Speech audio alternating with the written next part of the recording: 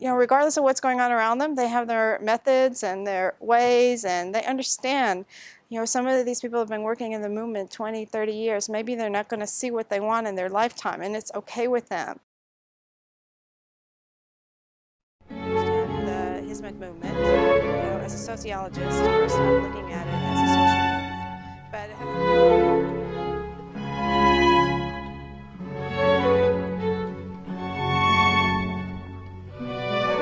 we didn't realize we forgot it. But when you encounter somebody from Hizmet and they're valuing you so much as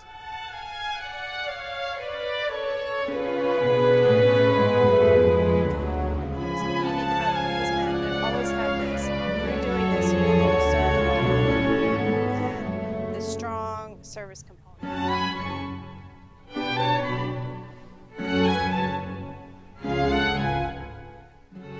I'm Margaret Johnson. I'm a sociologist, a writer, and a business owner. I manage a language translation company.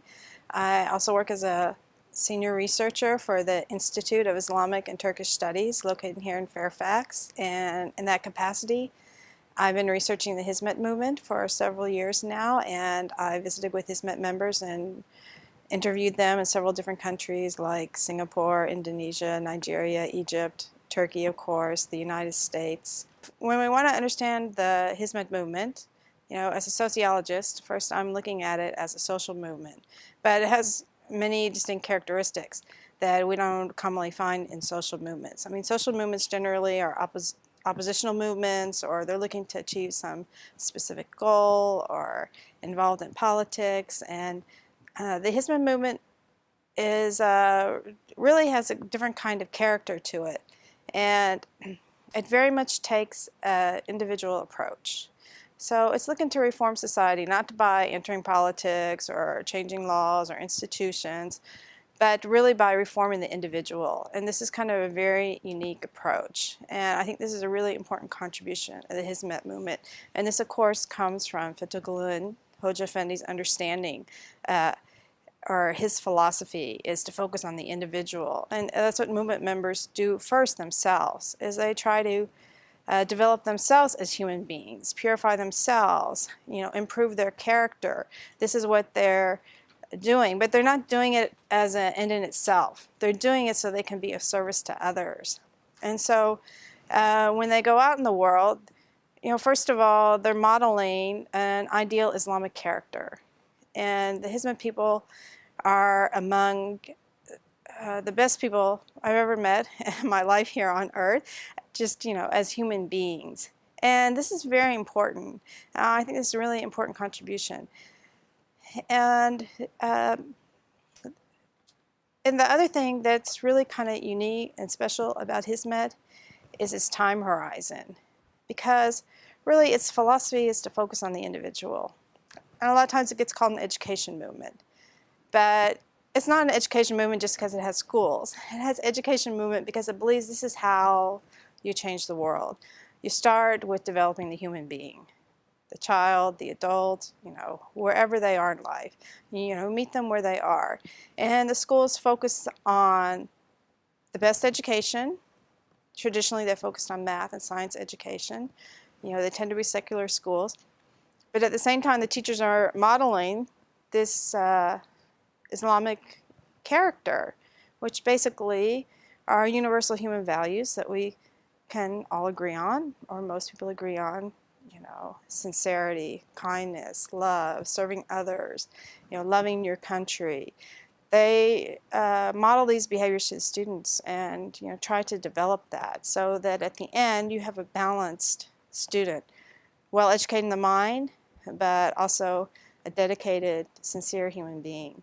And you can think about it, this is a long time horizon. Regardless of what's going on around them, they have their methods and their ways, and they understand. Some of these people have been working in the movement 20, 30 years. Maybe they're not going to see what they want in their lifetime, and it's okay with them. And they're looking for this big kind of reform that's going to take time, but it's a bottom-up, and this is their approach. And the other important thing is that they give a model to Muslims about and this is something that Hoja Effendi, Fethullah Gülen, writes about quite a bit, is how can you be Muslim in the modern world? And he's a scholar that writes for his time.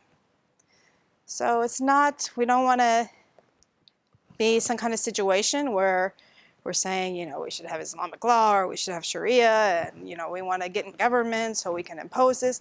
You know, Hizmet does not take that approach at all. So they're saying, and what Hoja Effendi says is, you can live your Islamic character, your Islamic values, your Islamic way of life now. You can do it now, regardless of what the particular governmental structure is you're living under. So, in this way, it's also unique because it's not a political movement, and this kind of separates it from other kind of movements. It doesn't mean that it doesn't have reformation or, you know, reform, but the vision is very different, and this is really important. And so it's important for individuals, important for Muslims, and then for non-Muslims, we go, you know, wider circle. Hizmet Movement is an example of Muslims living their faith fully and living in harmony with people that are different from them. And this whole idea of peaceful coexistence. They're living this, modeling this, and showing the way. And this is really important for the Western world. They can see this as, you know, an antidote to this idea. Because we know, if we look at survey research, that a lot of Westerners and Americans, they fear Muslims. You know, they're thinking negatively about Islam. And so the Hizmet really provides a very strong counterweight, you know, a positive example to these negative ideas. So the schools that are around the world are very important. I mean, they're important for several different dimensions. But if we just want to take, you know, I talked about the importance of peaceful coexistence and modeling Islamic behavior and how important that was. Well, what you see in the schools, they're not just places of education. Like, on purpose, you will see in the Hizmet schools, they bring together children from different ethnic groups, from different religious groups, on purpose in the same school. So in Nigeria, which everybody knows, has issues with Muslim-Christian conflicts and riots periodically and killings, you know, very difficult situation. But what you will find in the Hizmet schools in Nigeria, you're going to find Christians and Muslims in the school together, children learning side by side, being friends. And so they're having these experiences about learning, what does it mean? They're learning about each other. So then the person is not the other anymore. And they can learn how to get along with each other. So they're learning this idea about peaceful coexistence. Maybe if you want to compare it to other Sufi movements, it very much has a strong emphasis on, you know, developing that perfect human character, like other Sufi movements do. But one key thing is that for what ends?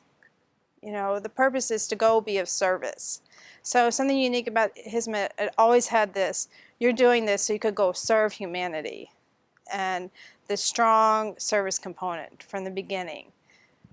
And the other thing that I already mentioned, it's not a political movement. It's not looking to become a political party or endorse certain politicians. You know, in Turkey, you see it have a voice in the political arena as a civil society organization, you know, because part of Hizmet values is to support democracy, protection of minority rights, justice, freedom, religious freedom, freedom of the press, you know, all of these different kinds of important aspects of a democratic society. So there, like you saw, Hizmet support the democratic, the constitutional referendums. But at the same time, Hizmet is not going to support any particular candidate. It's not going to pledge loyalty to any particular individual, political individual, because it says, you know, whoever shares our values. So it's not looking to be a political movement. It's not looking for political power. And in fact, Hoja Effendi, Fethullah Gülen, he explicitly, you know, cautions his followers away from that. So it's unique in this way too. Hizmet's engaged in a lot of charitable activities around the world, and this is really profoundly important. I mean, it's important for, obviously, the recipients of the charity are benefiting from that, But it's also, again, it's a way of dialogue. It's saying, you know, we're Muslims, this is what we do. You know, some Muslim people might object and say, why are you giving charity to non-Muslims when Muslims are suffering so much in the world? And it is true. Unfortunately, we have such high levels of suffering in the Muslim world. But, and Hizmet gives to Muslim people all over the world charity also. But it doesn't mean we shouldn't give to others as well. I mean, we should. It's our duty. It's our obligation. And it's a way, I mean, in America we have the Red Cross, which pretty much is a secular organization, but started as a Christian organization. You know, it goes everywhere. Muslims should as well. We should go everywhere, and we should be there, and people should see this face of Islam. And also, it's a great benefit. I mean, it's a great benefit. Turkey benefit. When Turkish people going as Hizmet, a lot of times the people of the country, they're seeing Turkey's coming and helping us. And that's a great benefit to the image of Turkey. In our day, it's become very difficult for people of differing views to sit down respectfully and hear where the other person sees the world from, what their point of view is. And so I believe God is using the Hizmet movement to bring people together. The teachings of Fethullah Gülen and his encouragement of tolerance and of nonviolence and of really learning and listening to one another. It's a very powerful teaching.